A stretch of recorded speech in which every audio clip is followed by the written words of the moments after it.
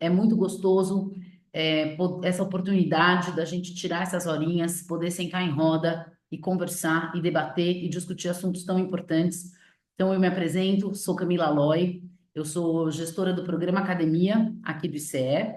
Estou à frente, então, de todo o trabalho que o ICE faz com universidades. A gente tem duas frentes. A gente tem o programa Academia, com a rede de professores. Hoje a rede conta com 388 professores de 124 universidades espalhadas pelo Brasil, que trabalham e se fortalecem, né, em conjunto para trabalhar o tema investimentos e negócios de impacto. Então, essa é a nossa crença. A crença do ICE é que os negócios eles podem estar a serviço de uma melhoria, de uma outra ideia, né, de economia robusta, de economia fortalecida, onde o olhar para o impacto socioambiental esteja sempre presente em todas as ações de negócios dessa economia que a gente projeta.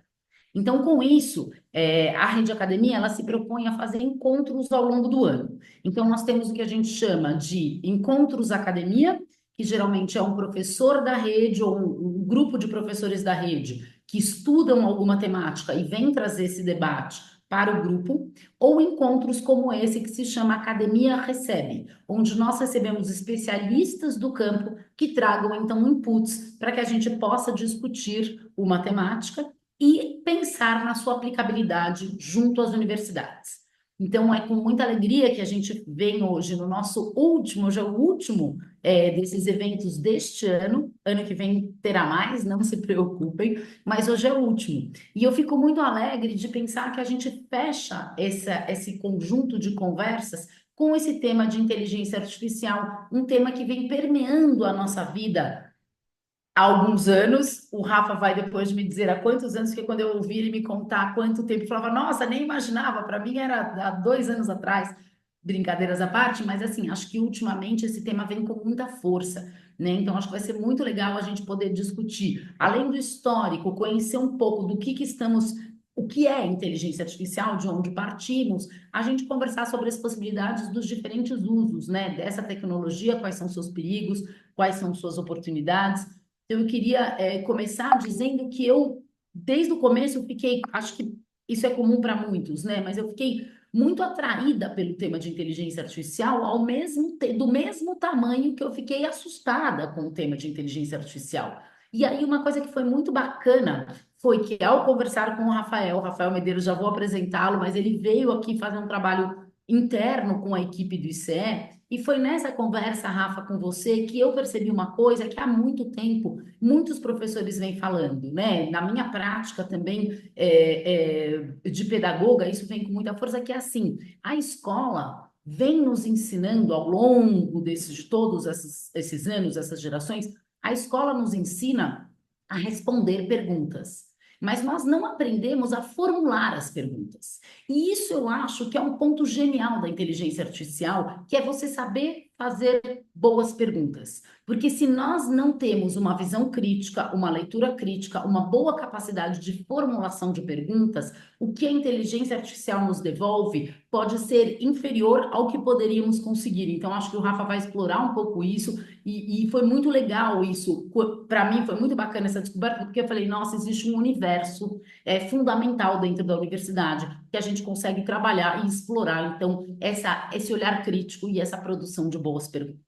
Então, eu espero que a gente tenha um ótimo debate. Quero apresentar, então, os nossos dois convidados de hoje e a gente vai trazer essa duplinha, né? O Rafael e o Ricardo. O Rafael Medeiros, ele é sócio da CIEC Tech, depois ele me corrige. Ele tem mais de 20 anos de experiência em tecnologia com foco em inteligência artificial. Então, eu que achava que era 2 anos, ele vai contar para a gente esse tanto de inteligência artificial. Muito bem, ele então é especialista na otimização de processos e aumento da eficiência operacional. Ele lidera projetos que integram processamento inteligente de documentos, machine learning e data science. Além disso, em 2019, ele criou um curso de inteligência artificial para engenheiros e programadores.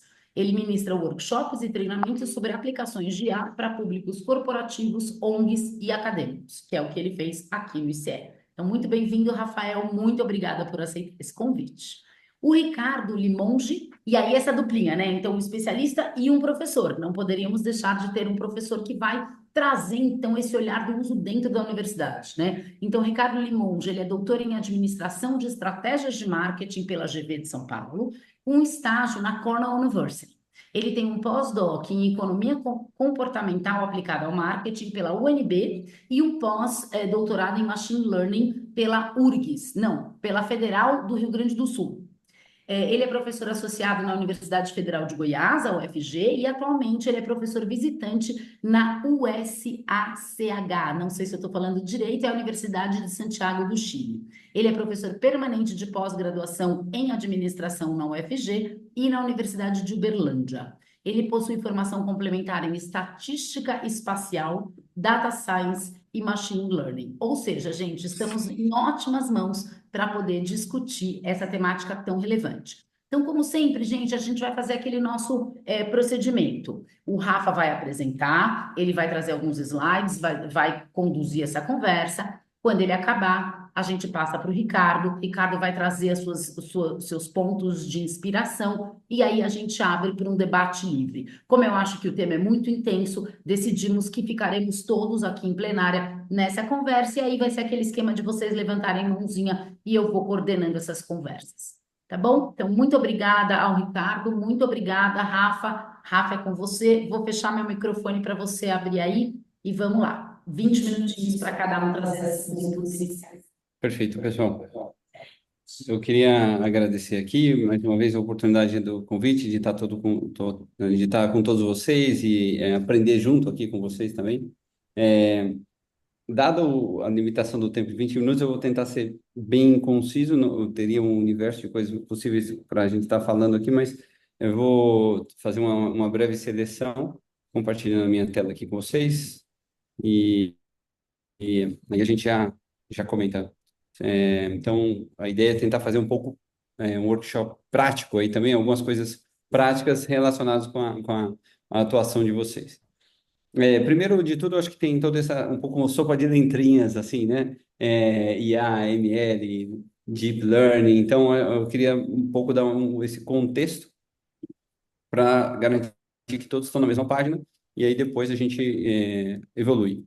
A primeira coisa aqui, sobre esses conceitos, então, a gente tem Artificial Intelligence, que é a grande área, e aí você tem uma sub-área, que é Machine Learning, e uma sub-sub-área, né, que é Deep Learning. Então, Deep Learning é uma sub-área de Machine Learning, Machine Learning é uma sub-área de Artificial Intelligence.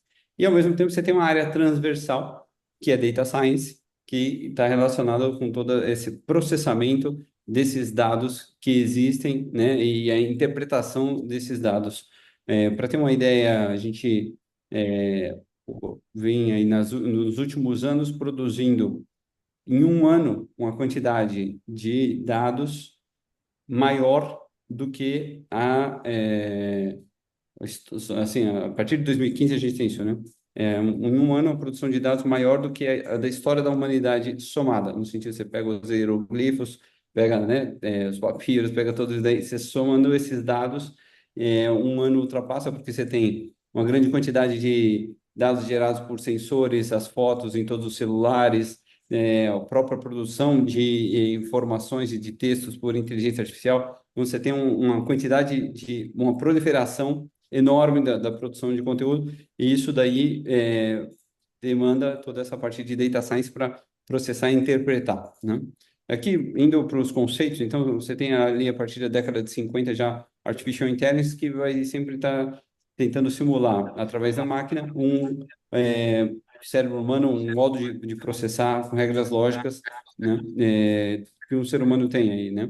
Então, você tem essa simulação dos jogos e outras aplicações. A partir da década de 80, você já tem o Machine Learning, que é de autoaprendizagem, que você tem por exemplo, sistemas de prevenção de fraude no cartão de crédito, né? Então, o pessoal vai criando novas formas de fraudar cartão de crédito e aí o próprio sistema vai identificando e aprendendo e se protegendo dessas formas.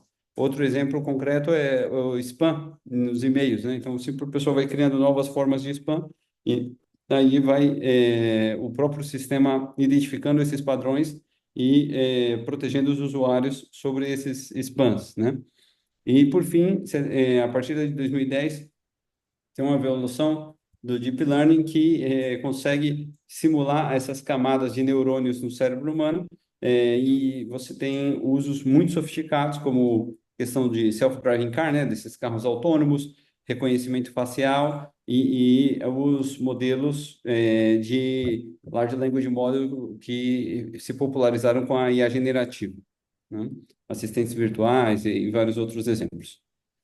Depois, a gente teve esse Generative AI, o boom com o ChatGPT, mas a origem disso daí foi um paper publicado por 8 pesquisadores, aí como vocês, em 2019, eram 8 pesquisadores do Google que fizeram um paper sobre Transformers, que, na verdade, é a base do algoritmo que você tem ali no Google, de você começa a digitar ali algumas palavras e ele vai exibindo as palavras futuras, as prováveis palavras que você deseja buscar, né? Então, esse algoritmo, extrapolado não só para pequenas palavras, pequenas frases, conjunto de palavras, mas para textos e para imagens, é o que foi utilizado pela OpenAI, né, para poder lançar o ChatGPT. O próprio ChatGPT, se a gente vê o nome, é Generative Pre-trained Transformer, né? Então, é exatamente esse algoritmo que a OpenAI utilizou para conseguir aplicar isso para escrita, design, programação, né? Também a própria tradução de textos e várias outras finalidades que vocês já conhecem aí, né? O ChatGPT é o que se chama de Large Language Model, né? Então, é essa IA que, no fundo, foi um pouco ali escaneada a internet inteira, né? Então, eles crawlearam ali, não só a Wikipedia, mas a internet como um todo, para poder ter isso salvo num banco de dados próprio e fazer as combinações e essas cálculos probabilísticos do que a pessoa deseja, né? Então, a partir de um prompt, de um comando, a pessoa vai ter ali assim, o sistema vai fazer um cálculo probabilístico das próximas palavras ou próximas frases que a pessoa vai desejar.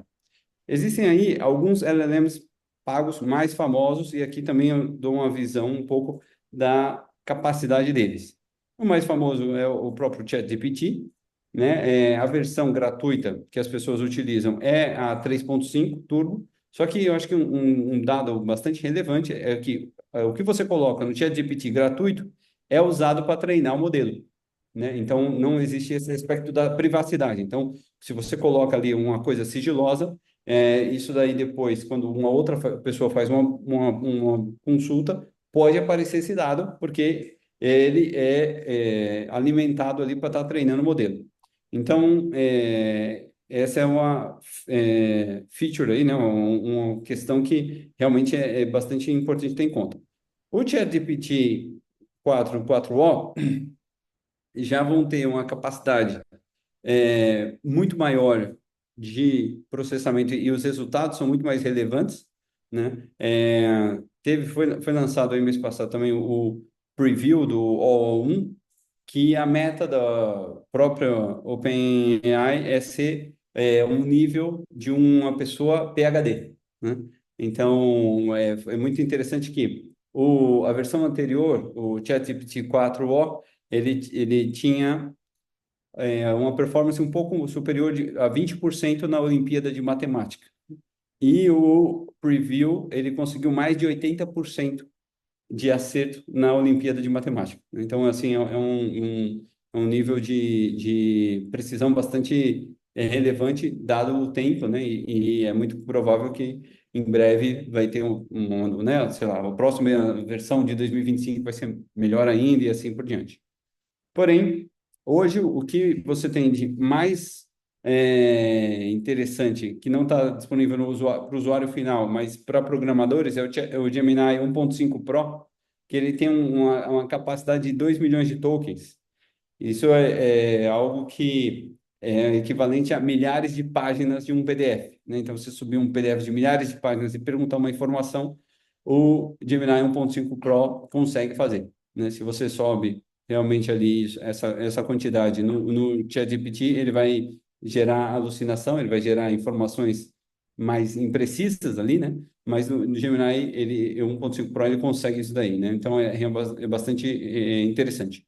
O Claude 3.5 da Anthropic também tem resultados muito relevantes. E o Grok, que é da xAI, né, que foi criada pelo Elon Musk, também tem melhorado muito e tem uma vantagem comparado com as demais, é que o Grok é hoje a AI que utiliza os servidores mais rápidos do mundo, que é o LP assim, Unity. Então, são servidores que o pessoal tem usado bastante para voice bot, para bots de voz, que a resposta é praticamente instantânea. Então, você não consegue nem perceber que você está falando com um humano ou com um robô, porque a interação é muito rápida. Ao passo que os anteriores, você tinha ali alguns segundos de espera, com o Grok é muito rápido e vai sair uma versão nova agora no final do ano do Grok 3. Porém, a gente, às vezes, quando se fala de inteligência artificial, você pensa nisso. Ah, tem o ChatGPT, tem o Gemini e tal. Então, às vezes parece que essas são as inteligências artificiais que existem no mundo, assim, né? E o que é muito interessante é que isso aqui não é nem a ponta do iceberg, é bem menos, é um grãozinho de areia ali, porque só a comunidade de AI mais famosa do mundo, maior do mundo, Hugging Face, né? O Hugging Face você tem, esse aqui é um número anteontem, né? Então você pode fazer o download de mais de 1 milhão de modelos de inteligência artificial diferente. Isso aqui a gente está falando de 1 milhão de diferentes modelos de inteligência artificial open source. Qualquer pessoa pode baixar, né? Então, isso daqui é muito interessante, porque você tem AIs para finalidades específicas, né?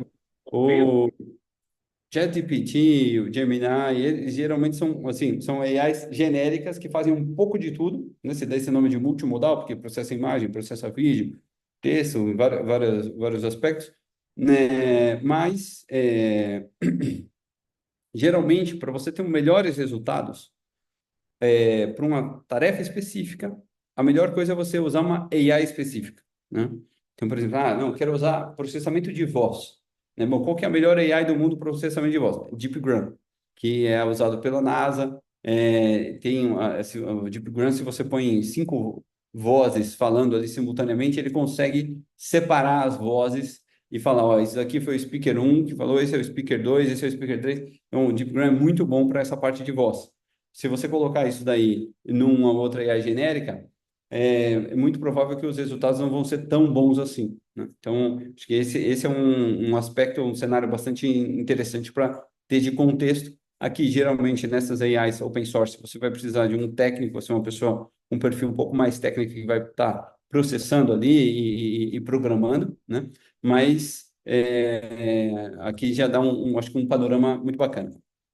Agora, indo para uma parte um pouquinho mais prática, é lógico que todos os professores acabam tendo muito tempo dedicado para estar ali com o aluno, tá com na sala de aula em si, e ainda tem pesquisa acadêmica para fazer, paper para publicar, dissertação para revisar. Então, você tem, às vezes, uma sobrecarga de trabalho, e nesse sentido, eu acredito que a AI pode realmente auxiliar a economizar tempo, né? Nunca vai substituir o professor, o expertise do professor, mas pode ser uma forma de economizar tempo para poder se dedicar às atividades insubstituíveis, que são as relações, e também a outras atividades mais estratégicas, né? Nesse contexto aqui, uma coisa só que eu queria dar um alerta é a importância, se vocês usarem aí o ChatGPT, versão paga, vale muito a pena comparado com a versão gratuita, porque os resultados da versão paga são muito superiores, são muito melhores. E quando você usa a versão paga, você precisa desabilitar essa questão de uso dos seus dados pessoais. Ele não é por default. Assim, por default ele vai estar usando para treinar o modelo. Então, aí você precisa pegar, você vai lá em configurações, ali no canto direito superior, depois você entra, vai aparecer essa tela aqui, e aí você clica para desabilitar essa parte aqui, melhore o modelo para o mundo, de uma forma um pouco eufemista deles falarem assim, nós vamos usar seus dados. Então, aí você desativa, né? Se quiser, até mostra aqui para vocês, ó. Clica aqui, ó, enviar, aí você vem, clica configurações, e aí aqui você vem em controlar os dados, e você clica, então, desativar. Então, esse é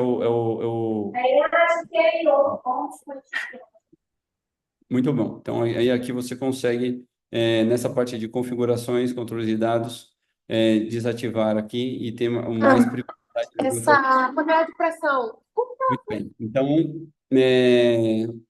uma vez dito isso, eu vou pegar aqui alguns usos práticos para a parte de, eu imagino aqui da vida um pouco cotidiana de um professor. Então, esse exemplo, o primeiro aqui, a gente põe junto esse prompt no ChatGPT, e a gente trabalha. Então, aqui, né? Não sei se dá para ver bem a tela. Então, ó, eu estou orientando um aluno que está prestes a vender sua tese de doutorado sobre a relação entre o desempenho no vestibular e o rendimento acadêmico no ensino superior. Gostaria de formular perguntas que possam antecipar as possíveis críticas da banca e ajudar o aluno a se preparar para responder de forma clara e fundamentada. Então, aí aqui eu peguei uma tese aqui lá no site da USP, subi aqui. Eu não sei se é essa tese de algum aluno de vocês, mas eu peguei uma qualquer, não foi nenhum sentido de escolha aí, não. E então, aqui ele começou a formular algumas, né? Então, ó, porque você escolheu uma metodologia quantitativa para analisar a relação entre o desempenho vestibular e o desempenho acadêmico. Quais as limitações da metodologia utilizada? Né? Então, foi usado um modelo de regressão como possível de viés aí, né? Então, bom, poderia ter usado outros modelos além desse modelo de regressão? Variáveis utilizadas aqui, né? Então, variáveis independentes e variável dependente. Existem outras aqui. Também a parte da heterogeneidade dos cursos. Discussão das alternativas aqui, né? Limitações e sugestões para pesquisa futura, né? Bom, é lógico que isso daqui vocês iriam talvez sugerir aí, assim, com mais tempo, sugerir perguntas muito melhores, porém, dado, né, aqui a gente fez isso em segundos, né? Então, assim, eu acho que acaba sendo um ponto de partida para, às vezes, melhorar, né? E também, você pode falar aqui, ó, por favor, né, mais perguntas e melhores perguntas. Então, você pode pedir e aí ele também vai, né, tá ali. Bom, agora foi para abordagem estatística, né? E falou aqui dos problemas de multicolinearidade, né? Também depois falou aqui sobre validade externa e generalização dos resultados. Então, uma pergunta interessante, né? Universidades privadas versus outras regiões do país, porque parece que na tese foi analisar só uma. Outra parte aqui de perguntas relacionadas à análise dos resultados, uma parte de discussão teórica aqui, né? E também uma parte de crítica com relação a isso, né, da literatura.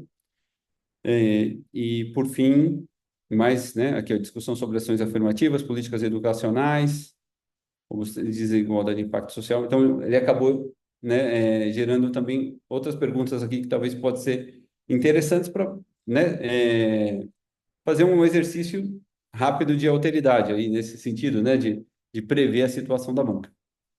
Bom, a gente poderia avançar mais exemplos. Vou aqui por um outro agora, que é o resumo de um artigo científico, né, destacando a metodologia. Vamos pegar aqui um outro exemplo aqui, que é fazer um resumo desse artigo, destacar a metodologia aplicada, os principais achados de pesquisa, implicações teóricas e práticas, né? E como os resultados contribuem para o avanço do entendimento da formação e interpretação de palavras complexas, que é um ponto específico desse artigo. Então, também aqui anexei, e aí vamos lá. Aí vai fazer essa análise. Então, sobre a metodologia, já pegou aqui dos testes linguísticos, testes psicolinguísticos, também os achados aqui, implicações teóricas, e aí vai, né? Então, assim, também acho que, lógico, né? Porque, dada a quantidade de papers, eu lembro de ter visto um gráfico muito interessante sobre o aumento dos papers, né? Que assim, eram dezenas de milhares e passou a ser na escala de milhões, né? Então, assim, é uma escala, é uma quantidade que é difícil realmente de acompanhar tudo, né? Então, eu acho que isso aí também pode, às vezes, ser uma forma de complementar, dar um preview rápido, né? Então, acho que é mais nesse sentido, né? Realmente, eu estou pensando mais nesse aspecto do assistente, né? De ser um assistente que pode ajudar aí no dia a dia da vida do professor universitário. E também, o que é legal, eu acho que muitas vezes, pensando aqui já junto com essa parte do ICE, toda essa questão de impacto social, né? Então, eu acho que aqui é um exercício de criar uma avaliação de projetos de impacto social focados na educação de jovens. Então, desenvolva uma tabela comparativa que inclua o público-alvo de cada projeto, recursos necessários, os resultados esperados, viabilidade de implementação, né? Então, aqui ele vai sugerir alguns possíveis, né? Então, isso daqui então ele pegou aqui, um é capacitação técnica, outro é de empreendedorismo e inovação, e um outro de habilidades gerais. Então, ele fez aqui essa parte do público, os recursos necessários, resultado esperado. Então, aqui, pelo menos, lógico, que sempre vai ser isso aqui é um rascunho inicial, né? Nunca é a versão final. Mas é um rascunho inicial que já dá algumas ideias, né? Então, bom, como que a gente pode, talvez, medir aqui essa parte de capacitação técnica? Então, inserção de 30% dos jovens no mercado de trabalho em até 6 meses. Pode, talvez, ser, né? Um tipo de indicador, né? Viabilidade de implementação, é alta, média ou baixa, né? Parceria, diferenciais, parceria com empresas locais, né? E aí depois, aqui já tem os diferenciais de cada uma dessas iniciativas, desafios que elas vão enfrentar, oportunidades, né? E aqui vai ser possível também fazer outras coisas, no sentido de quanto mais você especifica, melhor. Então, se a gente pegar uma cidade da colisão, então, por exemplo, customize isso para a cidade de Campinas, né? É, e crie uma tabela SWOT com a sugestão de qual seria o melhor, assim, o projeto piloto, né? Então, quanto mais informação específica for dada, mais aspectos aí podem ser trabalhados, né? Então, aí aqui, ele criou a análise SWOT, né? De forças, fraquezas, oportunidades de cada um dos projetos, né? E aqui, o que ele vai dar? Bom, sugere a capacitação técnica em Campinas como sendo o que vai ter o menor esforço e a maior possibilidade de impacto, né? Pensando nesse sentido, né? Então, e aí, daí, detalhe, né? A gente pode pedir aí para também fazer, né? Detalhar, então, etapas para a implementação desse projeto. Implementação desse projeto em parceria com a Unicamp, pegando aí, não sei se tem algum professor da Unicamp aqui, mas pensando que está em Campinas, né? Então, vamos ver, Unicamp, que iria resultar na produção de uma pesquisa e paper científico, né? Então, aí ele já Acho que também esse sentido aí. Bom, provavelmente, talvez o que eu estou fazendo não seja novidade para todos que estão aqui, mas eu acho que é mais nesse sentido de fazer uma conexão entre os recursos disponíveis da tecnologia e a área de atuação aqui, né? Então, a pesquisa acadêmica em si, né? Então, eu acho que esse é um aspecto aqui que pode ajudar a ver de uma forma concreta, uma forma um pouco mais aplicada esse uso, né, para poder estar aqui, né, vendo aqui, não sei, produção de pesquisa e paper científico, né, então como fazer isso daqui, né, e aí como está avaliando e avançando.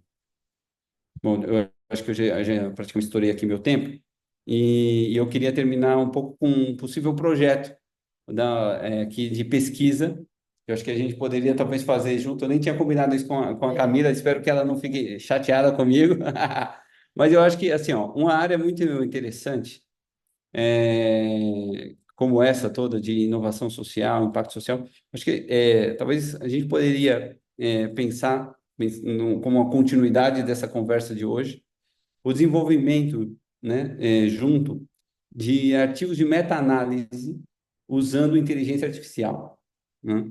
Então, porque como a meta-análise está muito relacionada com essa, né, análise desses Uhum. papers já existentes, então acho que a gente poderia, eu acho que isso tem a própria possibilidade de criar um paper de meta-análise, como também criar um paper de metodologia científica, né? Então, acho que pensando, mais uma vez, não é de substituir de modo algum aqui, mas de complementar e ajudar a gente a conseguir ter uma produtividade maior do que se a gente fosse fazer com o método tradicional, né? Porque muitas vezes meta-análise é um tipo de leva muito tempo, né? Muita para ler todos os artigos, para ler todos, né? Ler todos os abstracts né? E os titles. Então, nesse sentido, eu acredito que pode ser muito interessante. E aí a gente pode depois marcar aqui, né? Mais uma conversa e aí a gente pode conversar, eu tenho muito interesse em estar pesquisando isso daí junto com vocês. Era isso, pessoal. Maravilha, Rafa. Quer deixar aberto aí? A gente segue, daqui a pouco eu fecho só para. Isso, ó, pode. Vamos fazer o contrário. Pode falar. Peraí. Agora sim, sucesso! Muito obrigada. Eu falei, né? Eu quero começar com uma coisa, uma provocação para o Rafael.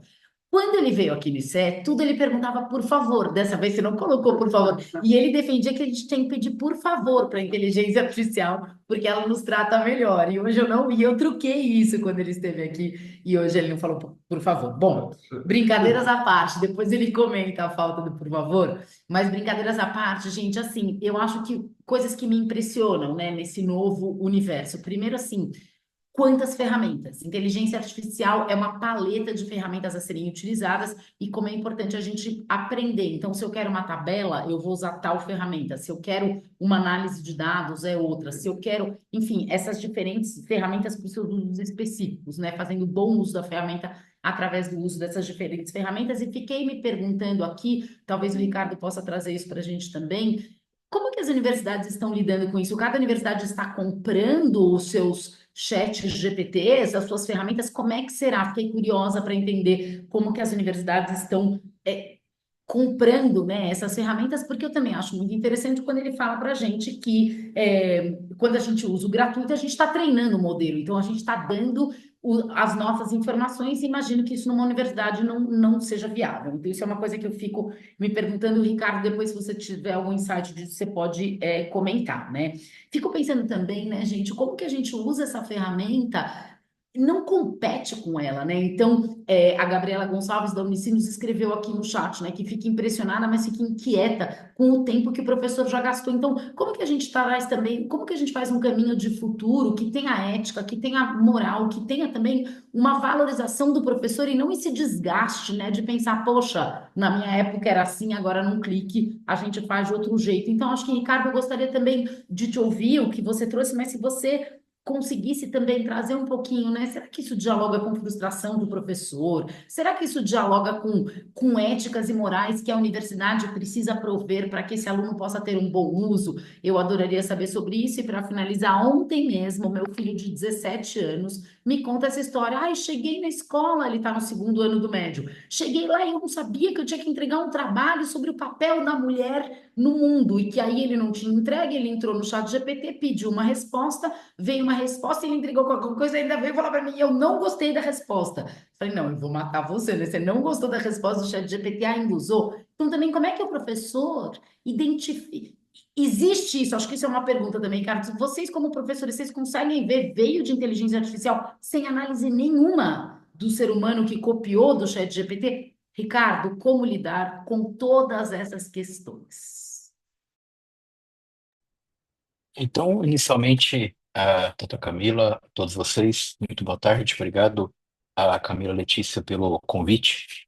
Na verdade, eu vou me adiantar, acho que eu vou deixá-los mais com dúvidas do que trazer respostas. Eu acho que nós estamos no momento, de trabalhar com inteligência artificial, em que, na verdade, tem um momento, acho que é de criar uma cultura. Eu vou tentar abordar um pouquinho com vocês esse contexto e, obviamente, aproveitar essa excelente fala do Rafael, que acho que é um dos pontos mais importantes, praticamente, que é de fato conseguir. Vou compartilhar minha tela com vocês aqui.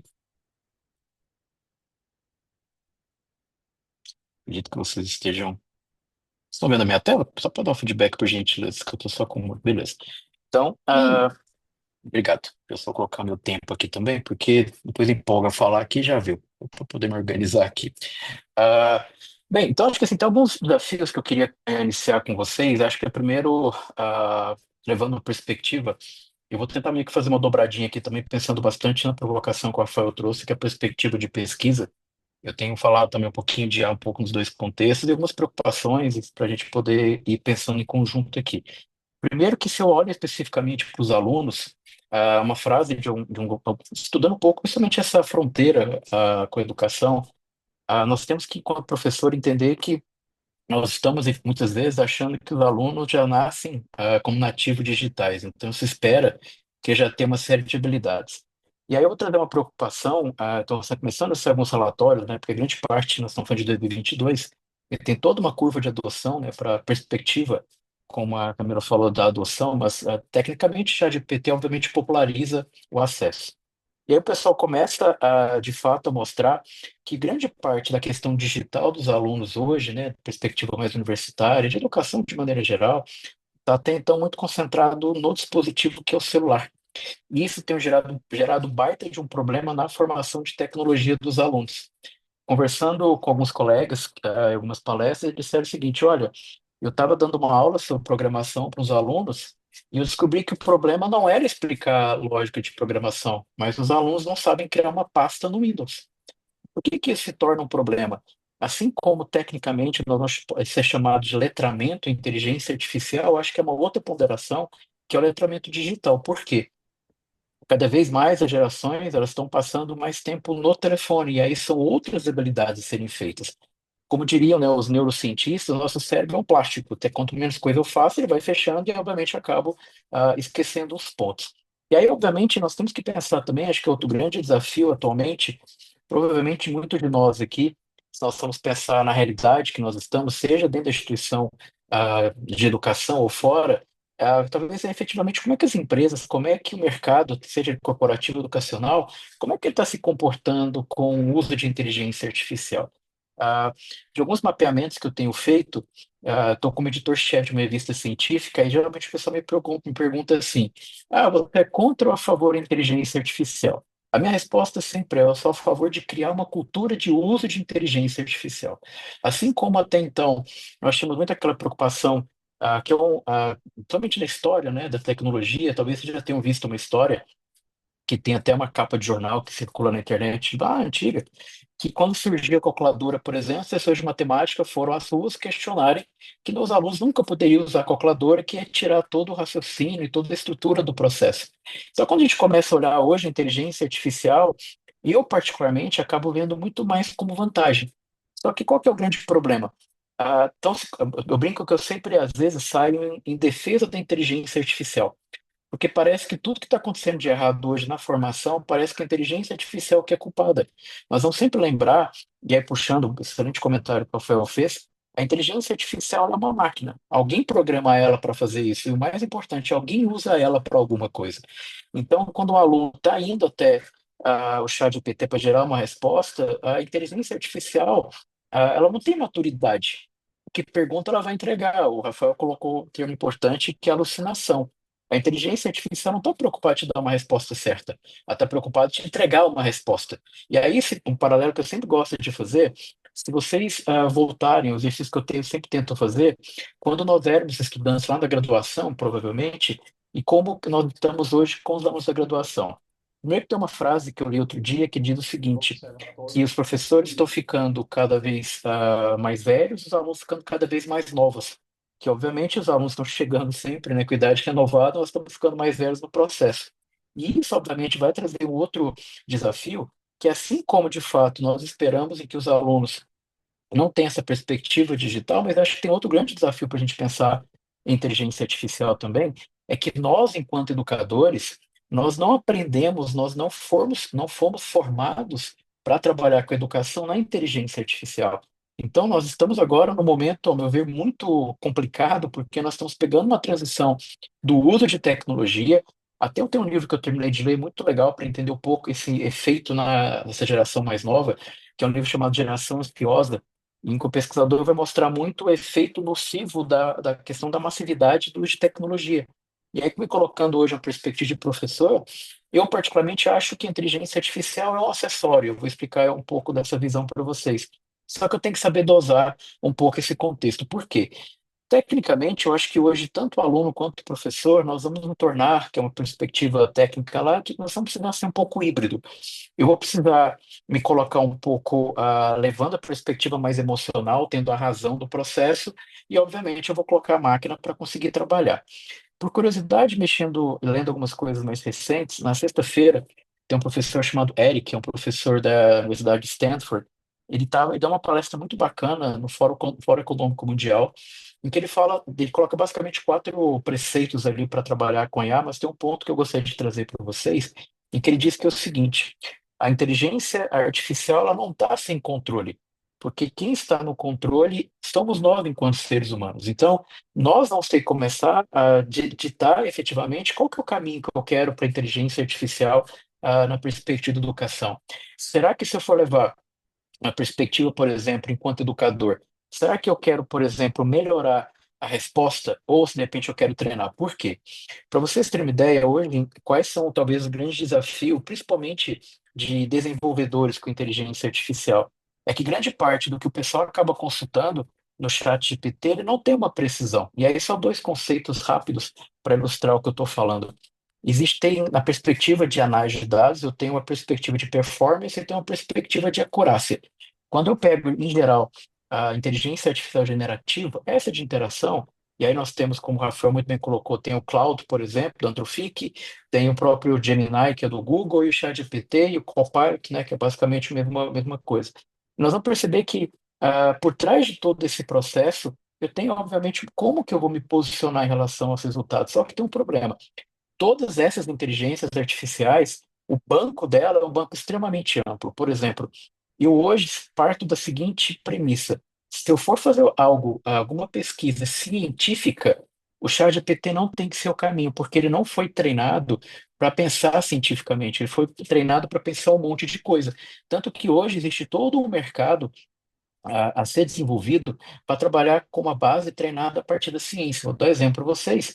Existem algumas ferramentas em que já indexaram, já estudaram com mais de 280 milhões de trabalhos científicos. Se eu volto para a perspectiva do ChatGPT, um pouco mais da metade, no último relatório que eu li da OpenAI, ele está pegando informações de rede social, por exemplo, e sites de maneira geral. E aí a gente começa a ter um outro problema. Parte do que efetivamente está acontecendo hoje, inclusive com a OpenAI, é o processo, porque eles estão pegando informações com direitos autorais. Se o pessoal começa a fechar, ele vai ter um problema para testar. E aí, como o Rafael muito bem colocou, tem a questão de privacidade dos dados. Não sei quem atualizou recentemente o WhatsApp, mas nessa semana no Brasil chegou agora uma inteligência artificial dentro do WhatsApp. em que a meta agora você pode interagir com as conversas e que tudo que a gente tem na conversa do WhatsApp está integrada com a, rede, com a IA da Meta também. Aí você começa a pensar, poxa, as minhas conversas agora, a IA vai estar no meio do processo. E aí eu vi isso hoje de manhã, eu falei, tá, mas em que momento que pegaram a minha privacidade? Em que momento que eu tive um pouco desse alinhamento? E aí nós temos agora um novo desafio ao longo desse processo, em que é verificar como é que eu vou conseguir mostrar para o aluno em que ele não pode perder alguns elementos. Aí eu vou voltar ao paralelo que eu coloquei inicialmente. Será que o aluno, será que a perspectiva educacional está buscando um aluno tão diferente antes da grande massificação da inteligência artificial em 2022? Será que efetivamente os desafios que nós temos muitas vezes em sala de aula, será que não é o mesmo desafio antes e depois do chat GPT? Por que que eu faço esse paralelo? Lendo um artigo de uma pesquisadora da área de educação, uma professora britânica, ela fez um exemplo que eu acho que dá para argumentar bem o que eu estou falando para vocês. Ela disse o seguinte, em que o chat GPT é o Wikipedia de ontem para os alunos. Qual que é o argumento dela que eu acho muito interessante? Ela diz o seguinte, olha, como é que as coisas aconteciam antigamente? Vou dizer, sei lá, 10 anos atrás. Quando o aluno não queria fazer alguma coisa, ou ele queria o caminho mais fácil do que ele parar, criar argumentação, ele ia até o Wikipedia, pegava, jogava o termo que ele queria, literalmente ele pegava aquele texto, colocava e entregava para o professor. Talvez, eu estou em sala de aula já tem alguns anos, eu me lembro de receber de alguns alunos um trabalho que tinha até o link, sabe, aquela corzinha azul, que não teve nem o trabalho de fazer a edição. E aí ela diz, olha, como é que o pessoal está fazendo hoje? Eles estão deixando de ir no Wikipedia e pegando uma informação pronta e estão indo no chat GPT. Então, isso vai evidenciar um pouco em que não é a inteligência artificial a culpada no processo. Esses são elementos em que, obviamente, dentro de sala de aula, eu tenho que posicionar como que a IA vai ser de fato trabalhada, ou até mesmo de fato aprimorada. Por quê? Um dos pontos que vale sempre a pena dizer, que é a provocação que a Camila faz, é mais ou menos o seguinte: numa perspectiva hoje de usabilidade nas universidades, o pessoal está muito preocupado com o uso de IA em texto. Qual que é o problema? Semana passada viralizou uma postagem no LinkedIn em que o pesquisador faz uma sacada que eu acho muito legal para conseguir explicar para vocês. Ele diz o seguinte: ele pegou a Constituição norte-americana, que, salvo engano, é do ano de 1727. E ele colocou no chat GPT zero para verificar qual que era o percentual de GPT de IA naquele texto. E a plataforma identificou 97,2% da Constituição norte-americana feita com IA. Por que que isso vai acontecer? Enquanto a minha preocupação for ficar verificando o uso percentual de IA, eu não vou desenvolver a cultura de inteligência artificial na universidade. Eu tive a oportunidade, 2 meses atrás, de ser entrevistado para a revista FAPESP, e o meu ponto que eu sempre coloco é: eu preciso colocar as diretrizes, eu preciso colocar a regra na mesa. Quando a Camila faz a provocação em relação ao que a universidade está fazendo, eu acho que hoje, basicamente, eu tenho que parar e repensar algo que aconteceu no passado muito recente. Muitos de nós, enquanto professores, quando veio a pandemia, nós tivemos que repensar e reorganizar toda a nossa estrutura metodológica e didática. Com a IA, é novamente o mesmo processo. Por quê? Talvez o grande desafio agora que nós vamos ter que fazer é como é que eu vou preparar meu aluno para IA. Aí eu vou colocar uns tópicos aqui para a gente poder discutir.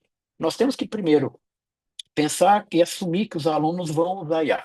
Não vai adiantar eu ficar negando o processo, porque eu vou começar a meio que correr contra as bruxas. Então, basicamente, vocês devem estar vendo hoje as palavras que estão, entre aspas, surgindo justamente pelo uso de IA. Então, se eles vão usar, eu tenho que estar atualizado. E aí eu acho que a perspectiva educacional é, de fato, fazer uma formação. A terminologia que eu vou mostrar isso para vocês é letramento e inteligência artificial. Eu tenho que mostrar para professores, eu tenho que mostrar para alunos, e o mercado também precisa passar por isso, para que todos entendam o que de fato é a inteligência artificial. Um outro ponto, começar a levar isso para a sala de aula. Não adianta achar por quê. Algumas empresas, mapeando isso para algumas discussões que eu ando tendo, alguns processos seletivos para as empresas já começam a levar a seguinte discussão para um futuro profissional a ser contratado. A preocupação não é com o outro profissional. O que eles estão preocupados é como que hoje eu consigo ser melhor que o outro profissional que está usando inteligência artificial. Então, eu tenho que ter as habilidades necessárias nesse processo. Outra perspectiva é que não necessariamente usar a inteligência artificial está colando. Vou dar exemplo para vocês. Lecionando outro dia, eu brinco que eu cometi um grande crime. Eu pedi para meus alunos lerem 30 páginas de uma semana para outra. E os alunos ficaram horrorizados. Como assim ler 30 páginas? Isso é um absurdo, né? Como é que você pede para me ler tudo isso de informação? Eu falei, vamos fazer o seguinte, eu vou mostrar para vocês, então, como é que seria o processo que vocês poderiam usar a inteligência artificial para vocês chegarem onde eu gostaria para a próxima aula. Porque isso vai fazer de eu entender um pouquinho mais o processo de como que eles estão usando e, obviamente, como é que eles estão integrando a inteligência artificial dentro dessa realidade. Por quê? Dentre as vantagens, acho que o Rafael colocou exemplos muito legais da operacionalização, talvez a grande vantagem de se trabalhar com IA nessa perspectiva é que eu saio do conceitual e vou para o concreto. Então, eu posso pegar um conceito que é difícil, muitas vezes, no início, para um aluno, e ele pode pedir para colocar no contexto de um jogo que ele gosta, no contexto de uma atividade que ele gosta também. E, ao mesmo tempo, a IA tem uma perspectiva de gerar exemplo. E muitas vezes, por mais que nós tenhamos aí muito tempo de sala de aula, chega uma hora que a gente não tem nem mais criatividade para o processo. Mas a IA, literalmente, ela se torna ilimitada nesse ponto. E outro grande sacada é incentivar a experimentação. Dentre os manuais, se vocês tiverem acesso agora em setembro, se vocês digitarem Unesco, a inteligência artificial, né, tem em português, tem em inglês, eles soltaram dois manuais muito bons. Um primeiro para perfil de alunos e outro para professor. E dentre as recomendações que eles estão colocando ali, eu tenho que compartilhar o prompt, que basicamente seria o seguinte: como que eles estão usando e como que eu estou usando. Algumas universidades já norte-americanas já colocam um valor de nota no plano de ensino que o aluno pode fazer atividade com IA, mas tem que mandar o prompt. Eu quero saber o que ele perguntou, o que ele teve de resposta, para conseguir entender um pouco a avaliação. De maneira bem breve aqui, meu tempo já está acabando, é pensar assim, eu não quero que ele pergunte o que é, mas eu quero ver se ele consegue, de fato, fazer a amarração. Então, aqui, para vocês terem uma ideia, se vocês estão saindo bastante documento, e isso, de alguma forma, acaba operacionalizando uma forma de orientar. Por quê? Teve recentemente, agora em maio, uma pesquisa na Universidade de Oxford, em que eles mapearam 5.000 professores espalhados aí no mundo de áreas diferentes. E é bacana que eles colocaram o seguinte: os professores e as universidades estão carentes de um manual do que fazer, do que pode e não fazer. Novamente, eu acho que não é o momento de falar, não, você não pode usar, tá certo ou tá errado. Peraí, eu vou colocar então o que você vai fazer e vou fazer na atualização. E grandes órgãos, né, as associações hoje que nós temos em cada área do conhecimento, talvez seja um caminho importante nesse processo. São algumas opções, eu não vou entrar em todas aqui devido ao tempo, mas dentro que a Unesco efetivamente operacionaliza, ela vai colocar que, por exemplo, a IA pode trabalhar com motor de possibilidade em que eu posso, obviamente, pensar várias formas de entregar o mesmo conteúdo. Outra perspectiva que ele diz que ele pode ser uma lógica socrática, em que eu não preciso que ele dê resposta, mas é que ele consiga gerar uma pergunta e eu consiga desenvolver o senso lógico. Eu posso pedir para ele trabalhar com uma lógica de explorar. Aí, obviamente, como foi que a Camila fez a provocação, a minha visão de avanço da inteligência artificial, hoje nós temos várias ferramentas fazendo uma das tarefas em que eu precisaria na minha área de trabalho. A tendência que eu estou vendo agora, elas estão migrando para uma ferramenta um pouco mais ampla. Isso em pesquisa tem uma chamada SciSpace, ou se a gente for pegar o próprio notebook LM, que está ganhando bastante relevância no mercado, ele está integrando uma série de funções. Uma outra lógica que eu acho que é mais importante para discutir com os alunos é uma perspectiva do colega de estudo. Então, vou imaginar mais ou menos o seguinte contexto para que eu consiga explicar. É mais ou menos assim. Hoje, seria melhor eu pedir para o aluno ler um capítulo de um livro que é técnico, e quando ele chegar na segunda, terceira página, o cérebro dele já foi embora, porque é mais técnico, tem um gasto mais cognitivo, ou de repente ensinar para ele que à medida que ele começar a estudar, ele não está entendendo a forma de estudar por causa do termo ou não tem a bagagem necessária, e que ele estude junto com a internet, junto com a inteligência artificial. E aí, obviamente, eu tenho que conseguir criar nessa perspectiva a criticidade. E outro ponto que é legal também é como design. Eu acho que o exemplo do Rafael é muito bacana porque mostra mais ou menos isso. Então, eu posso pegar um capítulo do que eu estou abordando em sala de aula e posso criar casos e casos extremamente longos. Eu tô aqui em São Paulo no congresso e a professora que estava dando uma palestra de manhã, ela disse, olha, aqueles casos de ensino clássicos que nós mostrávamos lá de fora, no Brasil, por exemplo, não faz mais, porque são 20 páginas, ninguém consegue mais. Mas ela está usando hoje a IA, por exemplo, para criar um caso em 2 páginas, que ela consegue ser muito mais objetiva e, obviamente, melhora o engajamento. Por trás disso tudo, enquanto sugestão, nós, enquanto professores, e aí os alunos também, eu defendo a ideia, nesse documento que eu falei para vocês com a FAPESP, que é assim, o aluno, no curso de entrada do aluno, seja na graduação, na pós-graduação, eu vou explicar para você o que que é inteligência artificial, como é que você conhece, como é que você compreende, usa e avalia a inteligência artificial e o que você pode ou não pode fazer. A proibição, não adianta, ele vai conseguir achar alguma forma de fazer. Então, vamos fazer junto, vamos criar de fato aí essas políticas, que aí, obviamente, acho que todo mundo consegue ter muito mais ganha-ganha. A minha grande preocupação é que hoje os alunos estão usando uma única ambiente, que é o próprio ChatGPT, e eles não entendem o funcionamento, porque que a resposta vem de um jeito ou vem de outra. Para vocês entenderem como que está avançando, na terça-feira saiu dentro do Cloud, que é outra inteligência artificial, e que agora eu posso criar tarefa, ela está conectada na minha máquina e ela vai fazer as funções, eu só fico vendo a máquina trabalhar para mim. Isso é uma outra gestão, é uma outra geração que vai otimizar ainda mais o trabalho do que a gente tem. E isso não é uma questão de futurologia, literalmente está bastante acessível. Faltando 15 segundos aqui para não estourar meu tempo com vocês. Aqui tem comentado, batido papo com o pessoal sobre IA aqui no Instagram. Fica à disposição, se alguém quiser de repente trocar uma ideia, mandar alguns materiais que eu falei para vocês, eu fico à disposição para a gente poder conversar também para não atrapalhar aqui. Fica à disposição. Obrigado. Super obrigada, Ricardo. Excelente, muito legal. Nossa, eu ficaria aqui horas conversando. A gente já tem inscritos para a pergunta, mas muito legal. Eu fico pensando que oportunidade também que a gente tem de sair de um lugar de cultura polarizada, né? A gente aprendeu a achar bom, ruim, gosto, não gosto, certo ou errado. Que loucura, gente. Será que IA vai trazer, então, um caminho legal da gente poder rever a nossa dicotomia de opiniões, né? Entender que, na verdade, acho que hoje a gente sabe que uma marca de sucesso é a somatória de vários caminhos, né? Não existe mais aquela bala de prata, aquela conversa única, né? Então, acho que isso é uma coisa que me chama muito a atenção. Gosto muito da ideia que você traz da gente formar uma cultura de inteligência artificial. Acho que é sobre isso, né? É sobre ética, é sobre valor, é sobre bom uso, é sobre entender quais ferramentas existem. É impressionante o número de ferramentas que surgem, como é impressionante aquele número que o Rafael mostrou. Bilhões de pessoas inscritas em uma ferramenta, quer dizer, que loucura, para onde vamos, como vamos, acho que é a boa pergunta, e a questão do prompt mesmo, que eu acho que esse é um tema gigante para a gente seguir e entender como que a gente pode, em cima disso, trabalhar, né? Eu gostei muito também de uma coisa que você falou, que eu acho que eu vivi aqui com o Rafael, nós do ICE vivemos na pele com ele aqui, que é a questão da experimentação. A gente não consegue trabalhar bem com o IA se a gente não experimentar uma série de coisas. E acho que aí, gente, entra um outro valor novo para a gente, que é vamos trabalhar, vamos entender que o erro nos ajuda a evoluir, né? Então, inteligência artificial também nos ajuda. Você erra, você pergunta de novo, você melhora a pergunta, você vai. Então, acho que isso é uma coisa muito bacana.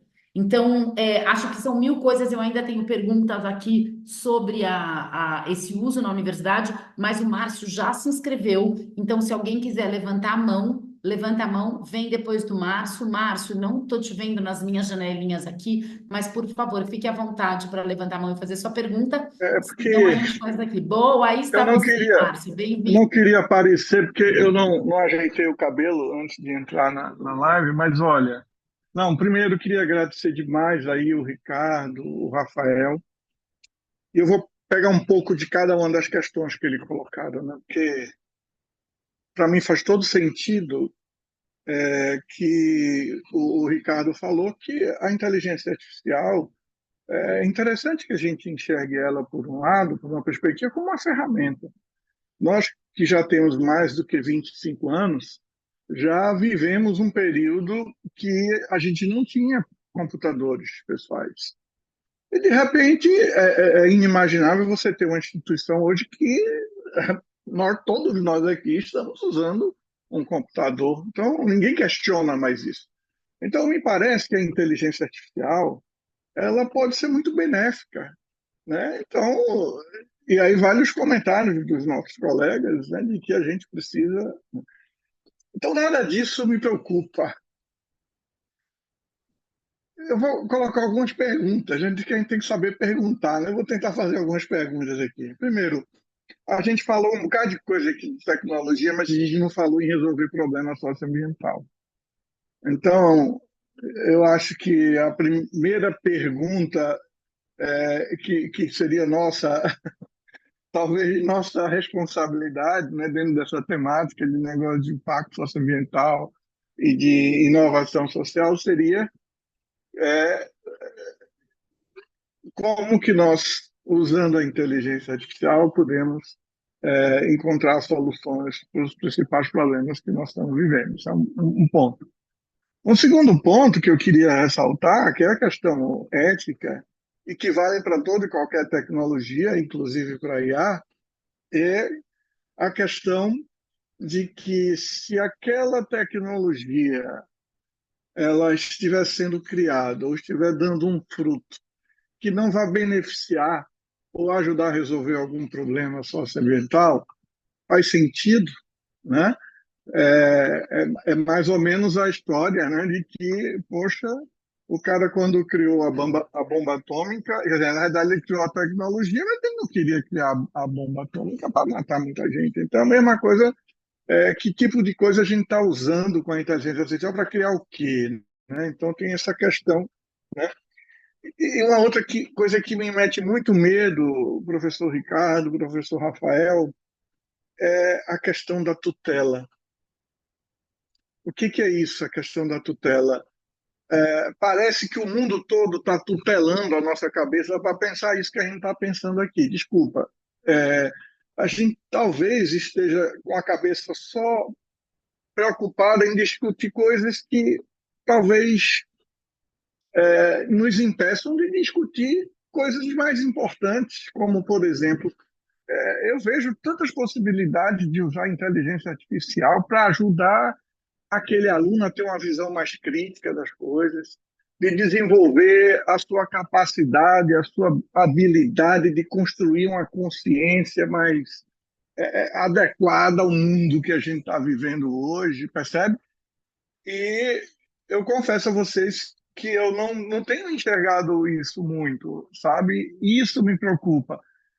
Na verdade, sempre me preocupou, porque independente da inteligência artificial, independente da Wikipedia ou do que for, né, a gente sempre correu esses riscos, né, de tutela. Né? Então, eu vou deixar essas perguntas aí, se é que fazem sentido, né?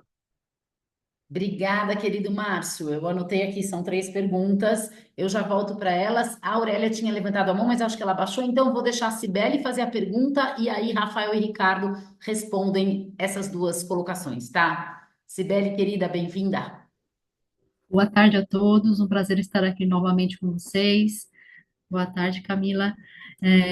Primeiramente, brilhante, né? Eu estive numa oficina recentemente com o professor Ricardo Limonge, então excelente, estou tentando acompanhá-lo, né? E eu fiquei assim bastante instigada, principalmente em relação a um dos papéis que você colocou, dentro desse contexto da IA, né, como um colega de estudo do aluno, né, e na reflexão sobre o material de aprendizagem, é, pensando aí no âmbito de pesquisa de mestrado, doutorado, né, se você teria algum exemplo prático da sua prática de como usar a inteligência artificial de forma que ela não consiga responder, que treino que a gente faria, que bate-bola que a gente faria com ela, né, um percurso, mais ou menos, né, não um modelo, mas um percurso, que é de forma que ela não consiga responder de forma crítica à proposição que a gente está fazendo ali com aquele aluno naquela pesquisa. Não sei se ficou claro. Obrigada. Obrigada, Cibele. Ó, acho que ficou claro. Vou passar a bola para Rafael. Vou só lembrar do Márcio. Márcio me corrija se eu estiver errada, mas o Márcio trouxe 3 pontos, né? Como IA ajuda as questões socioambientais, como que a gente protege o que é criado, vou colocar dessa forma um pouquinho, né? Que monstros, esses monstros aí, como que a gente evita que eles se tornem isso, e como que a gente fala da nossa autonomia de pensamento, né? A tutela daquilo que a gente vem. Vamos lá, vou passar para Rafael ou Ricardo, quem quiser, abra. Você quer falar só sem abrir? Vai lá. Rafael vai começar, Ricardo. Vou deixar. Beleza. Maravilha. Então, Peraí, que eu vou deixar, desculpa. Márcio, eu acho que foram bons pontos. É que eu acho que a questão aí do socioambiental e mesmo os outros temas, eu acho que é a facilidade que existe da IA de conseguir criar um rascunho inicial rápido, né? Então, vou compartilhar aqui a tela. Tudo bem, eu peguei exemplos genéricos antes, mas como você fez a pergunta, então aí eu adaptei aqui para fazer uma análise socioambiental. Então, socioambiental no Brasil, especificamente. Então, aí ele sugeriu aqui 4 projetos: reflorestamento da Amazônia, acesso à água potável em comunidades rurais, gestão de resíduos e reciclagens urbanos, energia renovável, considerando o público-alvo, recursos necessários, resultado esperado, viabilidade da implementação. E aí depois a gente fez uma análise SWOT aqui embaixo, e daí eu pedi depois uma outra que seria aqui, incluindo estimativa de investimento, o prazo do projeto e o nível do impacto de cada um desses projetos, né? Então, onde que eu quero chegar com isso daqui? É que eu acho que é uma possibilidade de estudos interdisciplinares, transdisciplinares, muito rica, né? Eu acho que nesse sentido, né, tem essa possibilidade de integração muito boa para qualquer tema. Então, eu acho que nesse sentido facilita o diálogo. Esse é pelo menos a minha perspectiva, pode ser uma perspectiva um pouco otimista, é, mas eu acho que tem muitas coisas boas para a gente fazer. Com relação ao segundo ponto, né, que você falou né, bomba atômica e todos os aspectos, eu acho que assim, ó, veja bem, a tecnologia existe e ela vai ser usada. Vai ser usada para o bem ou para o mal, porque como qualquer ferramenta, ela é um meio ali, né? Então, sei lá, é uma faca que você pode usar, né, para cortar ali um alimento e você pode usar para matar uma pessoa. Ela em si não tem uma moralidade humana, né? Aí a moralidade vai estar sempre nas pessoas que vão estar usando para os fins que elas desejam, né? Então, eu acho que cabe a nós realmente usar ela para o bem. Para o mal, eu tenho certeza que ela vai ser usada e já tem gente usando. Assim como a gente está usando aqui o ChatGPT, tem várias outras AIs que são criadas por hackers para fazer ataques em massa, para fazer roubo de informações e várias outras coisas que já estão acontecendo, né? Então, acho que cabe a nós aproveitar isso daí para o bem, né? De conseguir construir, né? Então, tem aquela frase lá, né, que eu pessoalmente gosto, e a melhor forma de prever o futuro é criar o futuro, né? Então, assim, como que vai ser daqui a 5 anos? De fato, a gente eu não tenho aí uma bola de cristal que vai prever como vai ser, mas eu, ao mesmo tempo, estou colocando minhas energias aqui, acho que todo mundo, né, para construir um mundo melhor, né? Eu acho que por isso que é isso que também nos une aqui, né? Então, acho que, e a questão é que a tecnologia pode ser um caminho para estar escalando esse impacto positivo, né? E o terceiro ponto sobre a tutela, eu acho que é possível que exista isso, por um lado, mas eu acho que também a internet e o mesmo fato de a gente ter 1 milhão, mais de 1 milhão de AIs diferentes, eu acho que é exatamente esse sentido da pluralidade. Porque se a gente dependesse, se só existisse o ChatGPT, que pertence 49% da Microsoft, que tem várias questões de segurança que fizeram com que vários dos fundadores saíssem da própria OpenAI. Teve aquele negócio lá do Sam Altman que entrou e saiu, saiu e ainda. Então, assim, se fosse só uma única empresa, realmente eu acho que existia um risco grande. Mas eu acho que existem várias empresas e também existem várias iniciativas open source, né? Existem aí, né, como a gente mostrou lá, mais de 1 milhão. Então, acho que existe a possibilidade da gente pensar diferente, né? E da gente construir algo diferente. Então, acho que nesse sentido, eu acho que está muito mais nas nossas mãos do que antes. Porque se fosse, tipo, sei lá, né? Ah, putz, qual que todo mundo só tem uma única fonte de consulta, realmente aí eu acho que iria limitar, iria enviesar muito. Mas eu acho que o fato de existir essa pluralidade permite a gente chegar a conclusões distintas, né? E a outra pergunta era sobre o uso de colega de estudo, é isso? Isso. Perfeito. Não, eu acho que também aí, bom, o Ricardo acho que vai comentar até melhor do que eu, mas eu acho que eu não fiz esse exercício, mas dá para gente fazer aqui que eu já dei um curso desse de inteligência artificial para uma ONG de educação, que a gente fazia exercício de criar perguntas para uma prova de matemática do primeiro ano do ensino médio. E aí o que era interessante, né, que a gente tinha brincado com os professores e os alunos, era esse sentido de poder personalizar um pouco mais e de forma rápida, de acordo com as necessidades dos alunos. Então, a gente tinha feito umas provas assim, e aí as coisas que os alunos, por exemplo, um aluno X foi lá e errou determinado tipo de exercício, determinado tipo de matéria, a gente criou rapidamente mais exercícios para aquela necessidade específica daquele aluno X. O aluno Y tinha outras dificuldades e outros problemas, então foi mais rápido de criar exercícios para praticar isso aí. Então, acho que tem essa possibilidade realmente de também ter esse uso assim que vai facilitar, né? Porque aqui ele criou as perguntas, a gente pode pedir agora responda a cada uma dessas perguntas, né?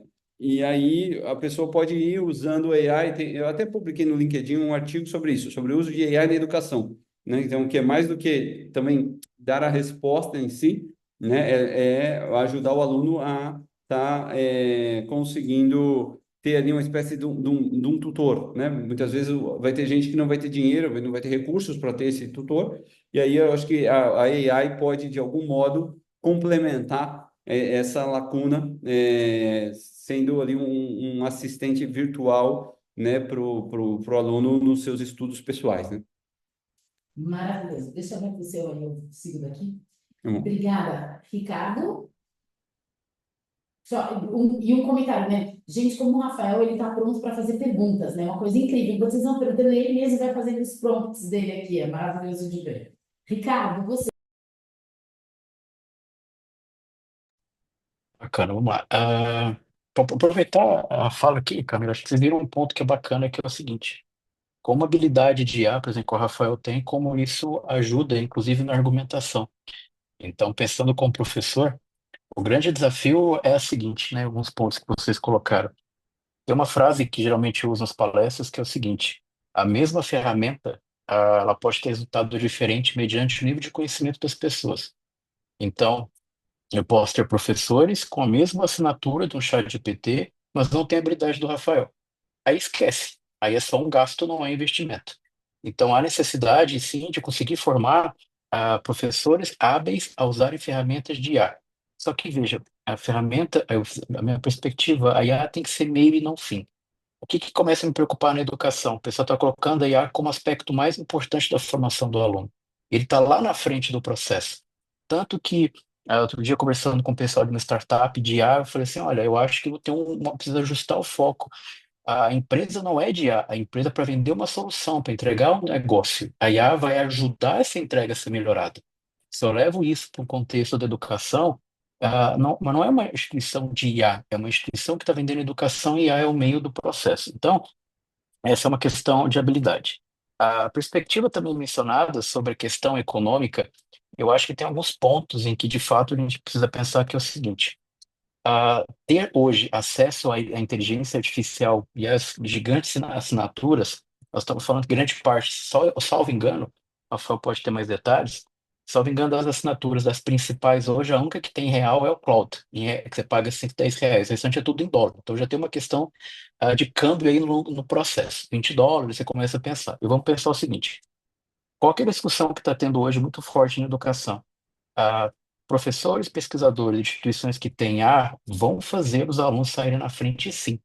Porque quando você tem assinatura, eu estou ganhando tempo. Então vamos imaginar o seguinte: se eu for fazer um artigo científico, eu precisar fazer um fichamento, se eu fizer na mão, eu vou gastar 2, 3 meses, voltar numa reunião, e numa reunião de orientação a gente fala assim: ah, não era isso ainda, troca a palavra-chave. E aí passa 6 meses para você delimitar o teu problema de pesquisa. Enquanto que se eu tenho uma inteligência artificial com uma assinatura que eu pago em torno de US$ 8, por exemplo, eu consigo fazer de maneira repetida. Então, a questão de assinatura hoje é um aspecto. Outro dia eu fui dar uma palestra na biblioteca e eu falei, olha, que aí eu vou amarrar com uma coisa também que eu vi hoje de manhã. Algumas instituições, por exemplo, que eu ouvi foi de fora do Brasil, ela dizendo que algumas instituições internacionais já não estão comprando mais livros físicos, porque eles fizeram a seguinte perspectiva: se eu gasto com livro físico é mais caro, e fica desatualizado. Então, eles estão investindo em bases em que a inteligência artificial está processando o material. Então, eles estão sempre em novidade todo semestre.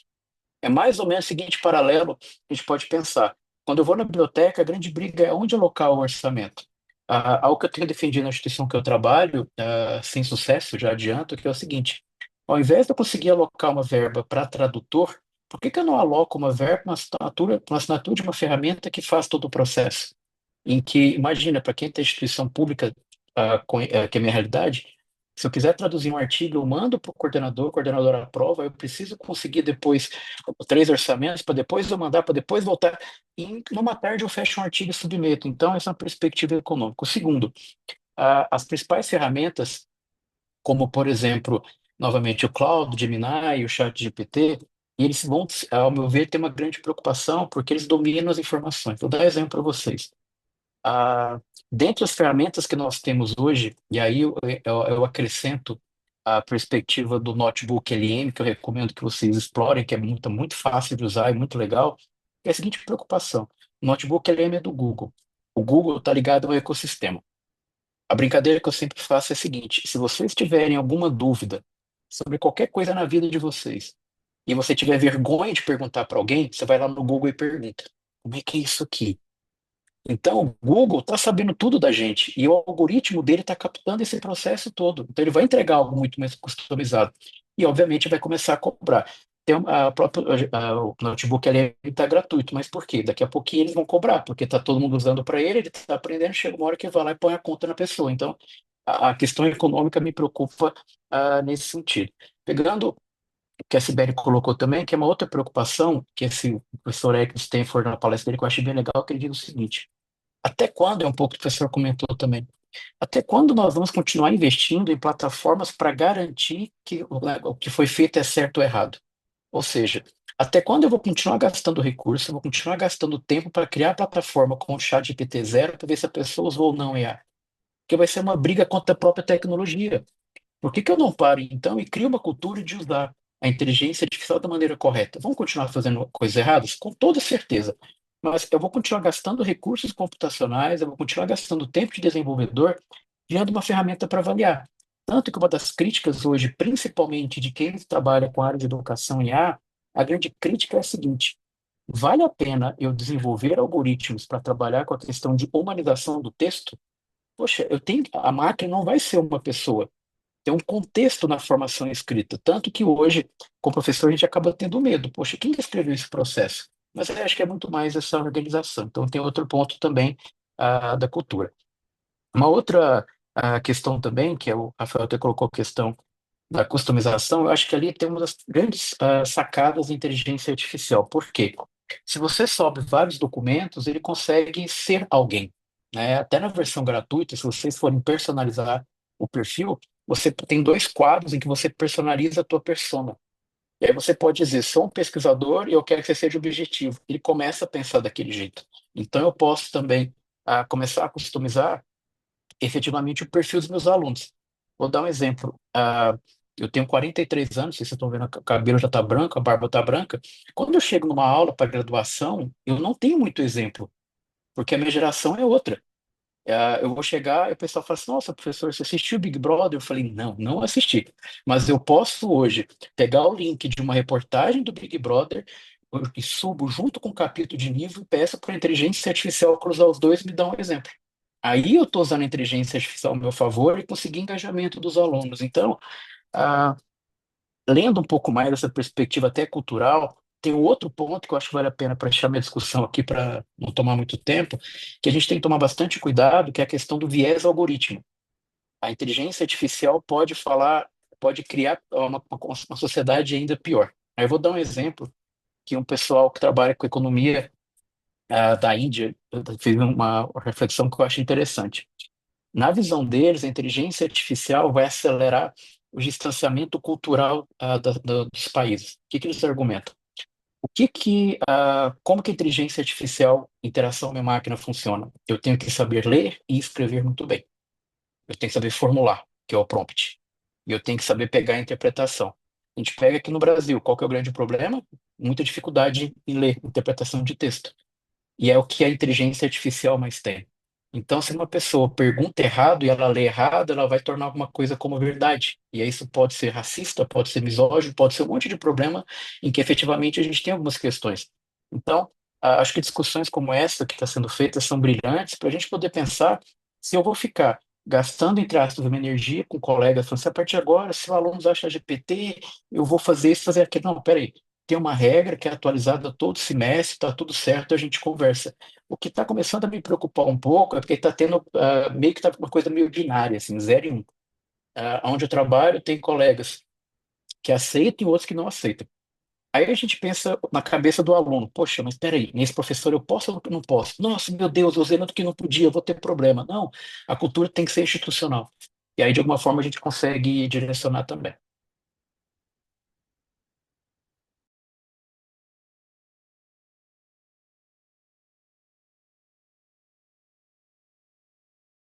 Ah, tá bom. Tá. Desculpa, gente, aqui a gente está na mesma fala, na sala, eu e o Rafael, a gente está. Quem abre o microfone, quem abre. É muito bom. Aurélia, você tem uma pergunta, minha querida? Você está aparecendo como primeira para mim, você levantou a mão, queria confirmar. Vai lá. Sim, eu tenho. Estão me ouvindo? Beleza. Não, eu tenho aqui vários pontos. Primeiramente, agradecer ao Rafael ao professor Ricardo pelas falas, né? Muito, provocam bastante, mas eu gostaria de compartilhar um pouco, assim, a minha experiência, né, com a inteligência artificial. Eu coordeno cursos aqui em Porto Alegre, na Faculdade Dom Bosco de Porto Alegre, e sou entusiasta do uso da tecnologia para tá junto com o professor, agregando, né, dando produtividade e às vezes até trabalhando a questão das perguntas, né? A gente vê que à medida que a gente vai usando e a questão de fazer melhores perguntas vai aparecendo, mas também a forma como organiza, por exemplo, uma leitura de um trabalho de alunos. Às vezes os nossos professores têm 20 trabalhos para ler, né? Então, quando tu colocas ali, é muito interessante ver a estruturação. Lógico que depois cabe aquele olhar de especialista, porque, né, para ver, olha, né, é por aqui ou não é, então acontece isso. E também começar a aprender quando o GPT alucina, por exemplo, né? Então, acho que tem umas coisas muito interessantes. Confesso que também tenho cuidado quando levo isso para a sala de aula, né? Nós aqui na Faculdade Dom Bosco temos preparado os nossos alunos também, aos pouquinhos, para que eles comecem a aprender. Mas eu gostaria também de trazer a minha experiência, acho que alguns colegas perguntaram sobre o GPT ou outra inteligência artificial como um colega nos estudos, né? E aí eu gostaria de trazer a minha experiência como aluna de graduação do curso de estatística, né? Então, os meus professores lá incentivam que a gente use, tanto para nos ajudar na programação, né, e para a gente dialogar com essa ferramenta, mas também para aprender a estudar, né? Para estar estudando junto. E é muito bacana, porque às vezes eu estou aqui na madrugada, que é o momento que eu consigo me preparar, né, e estudar para o meu curso, e nem sempre estou com o professor aqui do meu lado, né? E às vezes cabe, né, dialogar com essa possibilidade, e eu uso muito para pedir que ele faça mais problemas para mim. Não é, olha, estudei isso, aprendi aí. Quais outros problemas sobre essa temática você poderia fazer? E tem tido resultados interessantes. Então, dado que, como aluna de graduação, experimentando o uso dessa forma e vendo os meus colegas de graduação que têm 18, 19, 20 anos fazendo também, né, e nem por isso deixando de aprender, pelo contrário, dialogando com a ferramenta, eu tenho levado para os meus alunos com essa perspectiva. Lógico que estamos em áreas diferentes. Uma coisa é a gente estar trabalhando com isso na estatística, né? Que aí as provas são diferentes, etc. A gente tem toda uma questão de programação também. Outra coisa é estar trabalhando na área de administração. E aí eu acho que corre mais riscos das cópias, né? E a gente não vai conseguir porque não é plágio, né? Então é um trabalho de formiguinha, de mostrando as possibilidades, né? E aprendendo, sendo criativo das formas como a gente pode fazer isso. Mas acho que é isso, não adianta a gente ir contra, a gente tem que começar a aprender e a trazer, né? Ver o lado positivo que também nos traz. Obrigada, Aurélia. Nesse sentido, adorei, Ricardo, seu último slide ali com todas essas ponderações, né? Acho que tem umas sacadas muito boas. José, antes dos dois comentarem, a gente já está aqui quase chegando no final. José, por favor, sua pergunta. Queria reiterar uma boa tarde a todos e queria também agradecer a possibilidade de contar com o Ricardo, né, participando desse processo, conversando um pouco sobre temas que nos são muito caros, principalmente nesse momento em que a gente está colocando em rediscussão, né, acho que é a questão do necessário realinhamento nosso, da nossa prática, principalmente da nossa prática docente, acadêmica, como pesquisadores, enfim, né? Em função dessa nova ambiência que a gente encontra, por exemplo, com o uso da inteligência artificial, né? Como a gente já discutiu aqui ao longo de todo esse encontro. Agora, vale a pena a gente, por exemplo, a inteligência artificial, eu estou querendo aqui manifestar a minha opinião, né? Para não ficar em cima do muro, deixá-la muito clara, ela é uma ferramenta, né? Muito bem-vinda, porque ela consegue fazer com que a gente possa utilizá-la exatamente para a parte mais dura, né, mais árida desse nosso processo criativo como educadores. Ela pode nos poupar tempo, né, um tempo gigante que nós levávamos, né, na busca de conteúdos, ou princípios de conteúdos que poderiam se somar aquilo que a gente está pretendendo com o nosso construto, né? O nosso próprio pensar. Então, vale a pena também a gente ter cuidados, porque, por exemplo, reiteradamente eu fiz experiências, por exemplo, com a inteligência artificial, na busca de referências, e ela erra 8 em cada 10.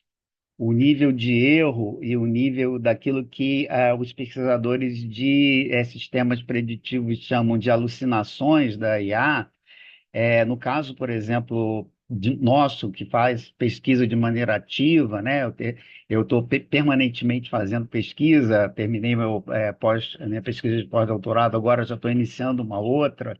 Enfim, a ideia é que a gente tenha muito cuidado, né?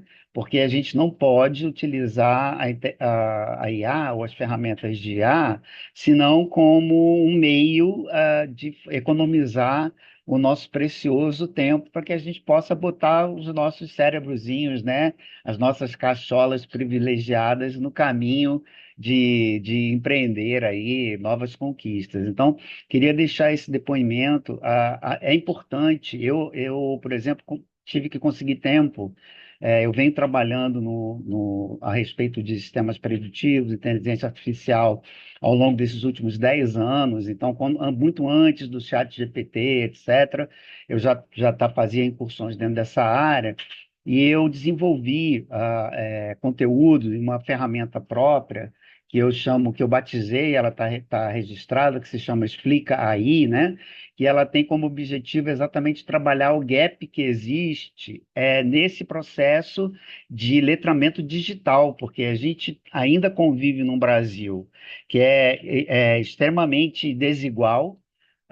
Quando a gente fala, por exemplo, do analfabetismo prático, a gente está falando da pessoa que não sabe ler e escrever, a gente diz, avançamos bastante, 90% da população brasileira ela não é mais analfabeta, né? Já estamos chegando aí a 95%, só que nós somos um país de 220 milhões de habitantes. Então, se sobram 12 milhões de analfabetos, né? Que não sabem ler e escrever no Brasil, a gente está falando de populações que são maiores do que muitos países que a gente tem aqui na América Latina, na América do Sul.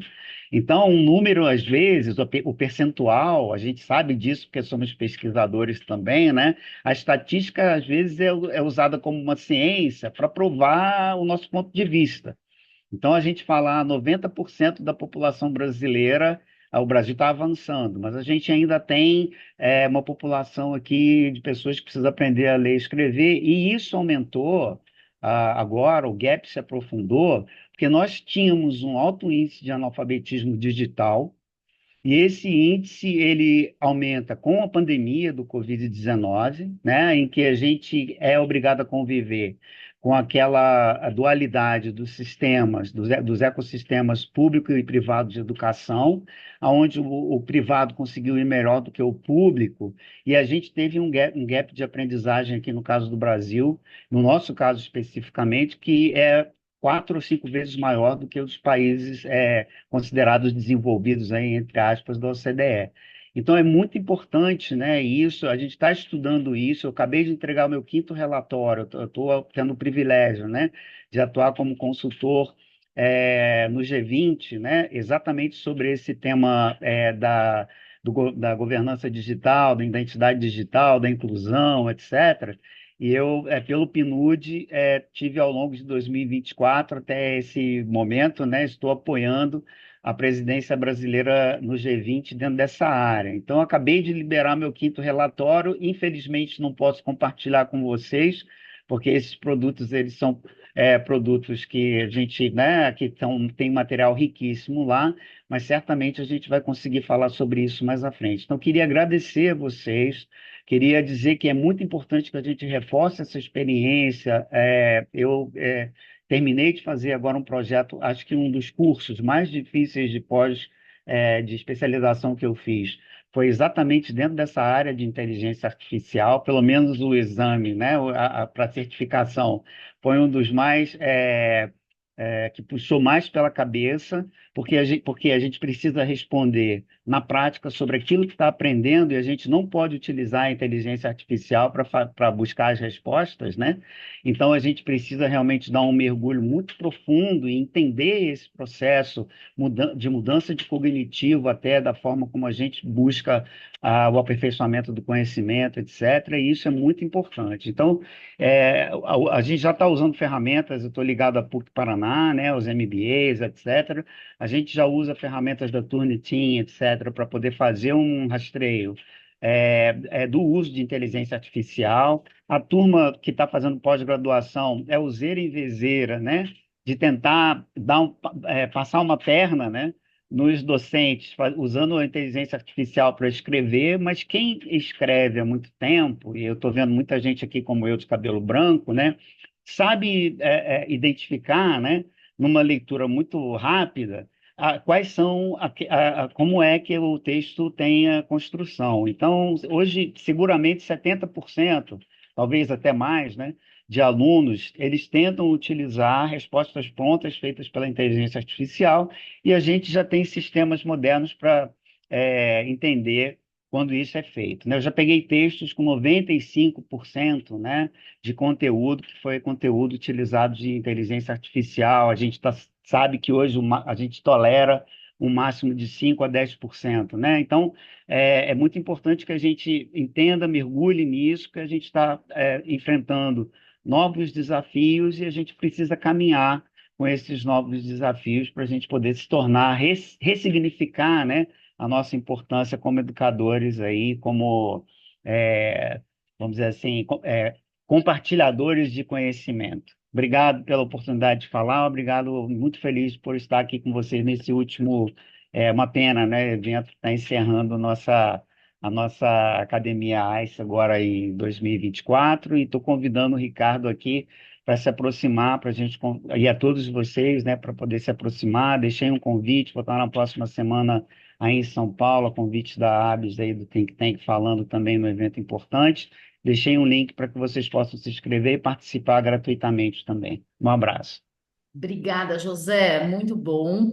Então, gente, eu vou dar uns recadinhos finais e vou pedir para o Rafael e para o Ricardo comentarem tudo isso e já fazerem os seus comentários finais, que a gente está chegando aqui no fim do nosso último, José, mas ano que vem teremos mais. Não, não, é bom que vocês ficam saudosos, aí vocês vêm em massa para os nossos encontros. A gente teve uma sugestão do Rafael, que eu vou levar muito a sério essa sugestão. Se a gente pensa num projeto conjunto aqui da Rede Academia, algo que a gente possa fazer em conjunto com o apoio do Rafael, para que a gente olhe para esse metaprojeto, eu acho uma coisa muito legal. Tivemos também no chat um pedido, uma sugestão, acho que foi mais em tom de pedido, se a gente consegue ter uma capacitação sobre todas essas ferramentas. Eu aqui já estou programando de colocar na newsletter da academia todas essas ferramentas e um pouquinho o seu uso, né? A gente tem isso, então isso estará na newsletter da academia, mas eu acho que pode ser uma excelente ideia. Vou falar aqui com o Rafael se a gente consegue, sei lá, fazer 4 encontros para treinar as diferentes ferramentas. Acho que vale muito, Ricardo. Vou falar com você também. Acho que é legal, não só o Ricardo, mas convidando aqui outros professores que têm experiência. Quais são as mais usadas em universidades? Então a gente mergulha nelas. Acho que tem um campo que a gente deve seguir. Acho que ele não se esgota hoje. Uma provocação inicial, mas aí pegando tudo isso a gente conduz aqui, ver como que a gente consegue então aqui na Rede Academia conduzir. Vou convidá-los a também seguir o chat, muita coisa bacana no chat. E é isso. Então vou pedir, por favor, Rafael e Ricardo, muito agradecida da participação de vocês, as palavrinhas finais aí para vocês nesse grande desafio que é essa nova cultura que a gente tem que criar. Obrigada. Bom, da minha parte, queria agradecer mais uma vez essa excelente oportunidade da gente estar junto, conversar. Acho que é um momento novo, com novas perspectivas, né? Esse encontro aqui, eu acho que mais do que a gente querer concluir tudo, abarcar todas as frentes, eu acho que é mais o começo de uma jornada, né? Eu vejo muito desse modo como o começo de uma jornada que nós percorremos juntos e também essa possibilidade da gente estar aí em 2025 dando sequência em diferentes frentes, né? Só também aproveitando para comentar, que falou ali da questão teve uma das pessoas que comentou sobre o uso, assim, coisas além do GPT. Eu acho que é muito nessa linha do que a Camila falou, de aí tem que ser uma coisa muito ampla. O tempo é bem reduzido, e aí o que a gente quis era trazer alguma coisa mais prática de usuário final, que vocês podem começar a usar hoje, né? Então, teriam outras soluções mais sofisticadas, só que exigem um tempo maior, exigiria realmente aí um outro formato para a gente poder abarcar, e principalmente, sei lá, se você vai analisar 10 mil titles e abstracts, você não pode fazer isso aí manualmente no GPT, isso aí vai levar muito tempo. Então, aí você tem um outro esquema que seria de Machine Learning Operation, de um AI Pipeline, um processo maior, aí isso daí é um pouco mais techniquez, entre aspas, né? Então, aí seria um outro fórum, acho, um outro contexto, né? Mas, mais uma vez, agradeço, parabenizo vocês aí por todo o trabalho excelente que vocês vêm desenvolvendo junto com a Academia ICL. Obrigado. Bem, então, só agradecer, muitíssimo obrigado pela oportunidade, a Camila, a SE pela oportunidade, espero de alguma forma também ter contribuído. Fico à disposição de vocês. Acho que quanto mais juntarmos força para tentar pensar em conjunto, melhores soluções nós teremos. Então, muitíssimo obrigado e que todos aí, obviamente, possamos colocar a IA no lugar que ela merece, da maneira correta, para a gente conseguir avançar. Obrigado pela oportunidade. Obrigada, Rafael. Obrigada, Ricardo. Ótimo fechamento. Obrigada a todos e todas. Ficarei com muitas saudades dessas janelinhas, mas estaremos juntos e juntas no ano que vem. Gente, obrigada por essa oportunidade. Eu e Letícia à disposição. Qualquer dúvida, qualquer pedido, qualquer contato, tem os nossos canais no WhatsApp ou por e-mail. Nos escrevam, estamos à disposição. Obrigada a todas e todos e uma ótima fim de quinta-feira. Tchau, Até mais, gente. pessoal. Obrigado. Tchau, tchau. Tchau.